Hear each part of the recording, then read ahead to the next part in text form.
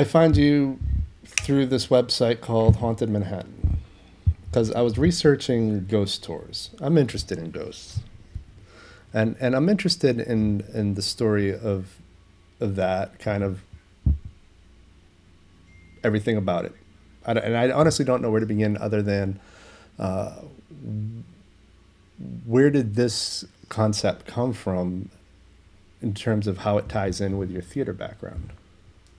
Well, it's actually a real. I'll give the really simple, glib answer, and then where I've gotten to, which is a more, I think, maybe uh, nuanced approach to this. But the glib answer is that I found an audition in Actors Access, and I submitted because I was looking for a part time gig that seemed flexible.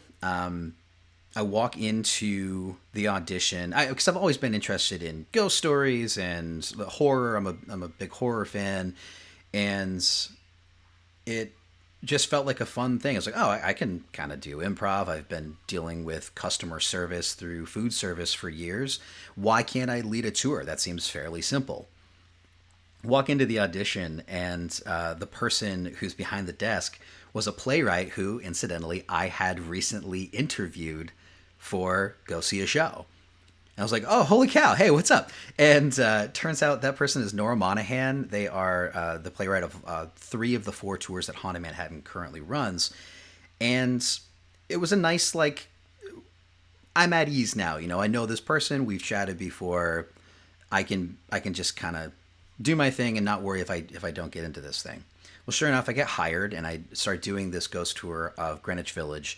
And what was brilliant about the way Haunted Manhattan ran their tours is that they hired a playwright to write their scripts. They had hired a director to help their guides have some sort of performativity to the whole tour experience.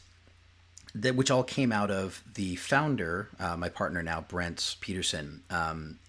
He was a ghost story guy. He loves to like take tours wherever he would go, and he moves to New York. And he took a tour that didn't really impress him because it felt like, okay, here's this place, and here's apparently there's a ghost, and here's how they manifest, and then go to the next place and do the same thing. It was not like fun, and there was some historical data they got wrong. So what he started with Haunted Manhattan was what he likes to call where horror and history meet. So we do as much research as we can. There's still ghost stories, so whether or not you believe them, that's totally up to you. But we try to get the historical information correct. We try to make those ties between the ghost story and the actual history, because let's face it, at their heart, all ghost stories are history stories. You can't have a ghost without something having happened. So the yeah, like Haunted Manhattan had this like different kind of flair to how we performed. So again, the really like glib answer is, well, I needed a gig and I didn't want to wait tables anymore. And the more deep answer is kind of what I got into there. I really like this stuff. I like New York City history. I like the ideas around what ghost stories represent to to a city and to the people who've experienced them. And all of that comes together into a really fun gig where I literally get paid to tell people stories.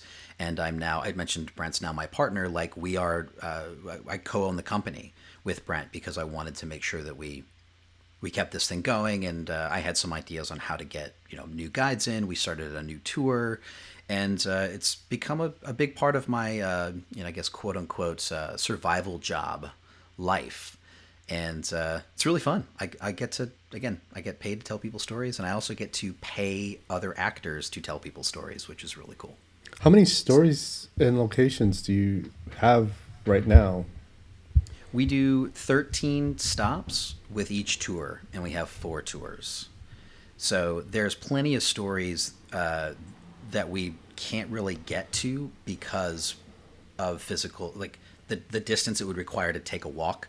We try to keep the tours to 90 minutes. They're usually more like 100, 105 minutes because we're just too excited to share this information. So there's a lot to say.